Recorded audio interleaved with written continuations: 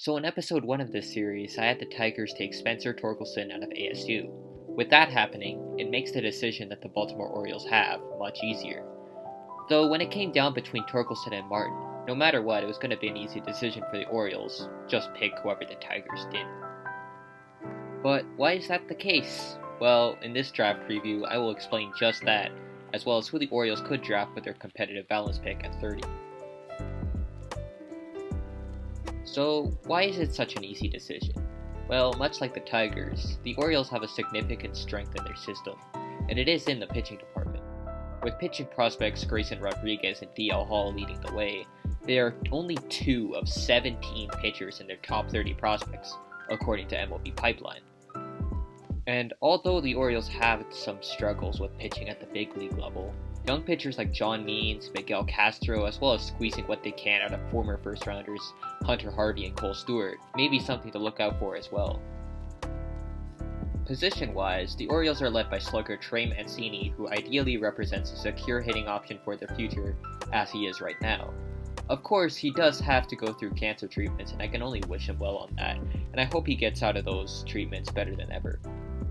In terms of other talent at the MLB level, preferably young talent, Hunter Alberto, Anthony Santander, Renato Nunez, Rio Ruiz, Richie Martin, and Austin Hayes are all examples of positional talent to look out for.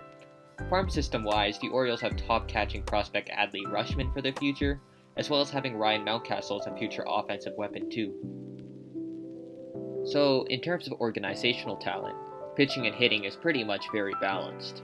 In most cases, this would mean to draft best available, but in this draft, the top seems to be pretty equal in terms of talent. So with that in mind, what could the Orioles do? Well, they could probably fill a positional need, but who would that be? Well, the thumbnail and the previous video pretty much already spoiled it, but that pick should be Austin Martin out of Vanderbilt. So, for those who did watch the Detroit Tigers video, I pretty much bring up the same points, so skip to the timestamp on screen if you'd like to skip the reasoning and see my opinion on the 30th pick instead. Now, if you're still here, let's go through the strengths that Austin Martin provides. Austin Martin is as great as an on-base guy as you can get in the draft. After hitting an already solid .338 his freshman year, he increased that mark to .392 in his sophomore year, playing in more games and vaulting himself to top pick consideration. Before the season shut down, he was actually hitting .377, so you could assume this high-level performance of hitting would have continued in his junior year. He did, however, struggle a little bit in the power department, hitting only 1 home run his freshman year, followed by an average 10 home runs the next year. So what about when he doesn't put the ball in play? Well, he actually does succeed in that regard too, posting a strikeout percentage of about 12%, which is above average. His walk rate, on the other hand, is actually higher, walking in about 13% of his plate appearances, which really shows his eye for the zone.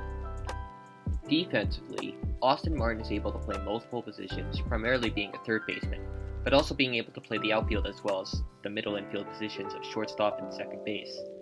Essentially, although Austin Martin has his skill set more towards getting on base, his versatility would allow the Orioles to develop him at most positions, something that would be very useful in the long run.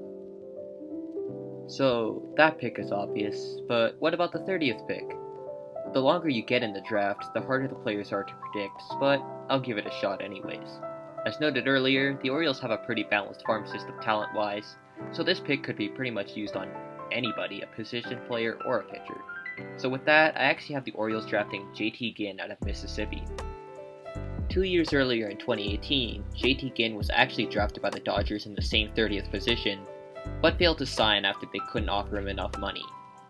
No, this isn't a greed sort of thing, but instead, the Dodgers opted to use more of their money towards a later pick rather than Ginn.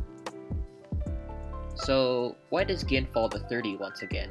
Well, he has had some injury issues as he did undergo Tommy John surgery, luckily in a year where baseball hasn't been played that much. Outside of that injury concern, JT Ginn actually provides a mid-90s fastball, a solid mid-80s slider, and an always improving changeup. JT Ginn may get a lot of movement on all of these pitches, but even despite this, he actually does a great job limiting walks and home runs. Throughout 86 and a third of his innings in his freshman year, JT Ginn had only surrendered 19 walks, giving up only 1 home run in the process. He finished that year with a 3.13 ERA, 1.054 WHIP, and a 10.9 strikeouts per 9.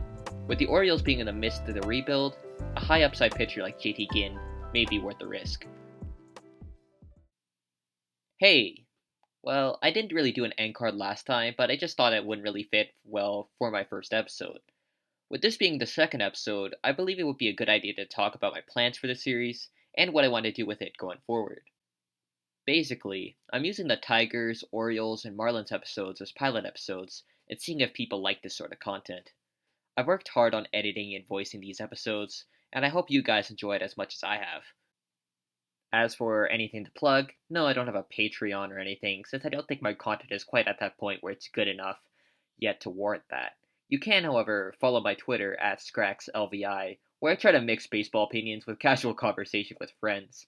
It's likely very awkward to see as an outsider, but hey, maybe you can embrace that awkwardness with me.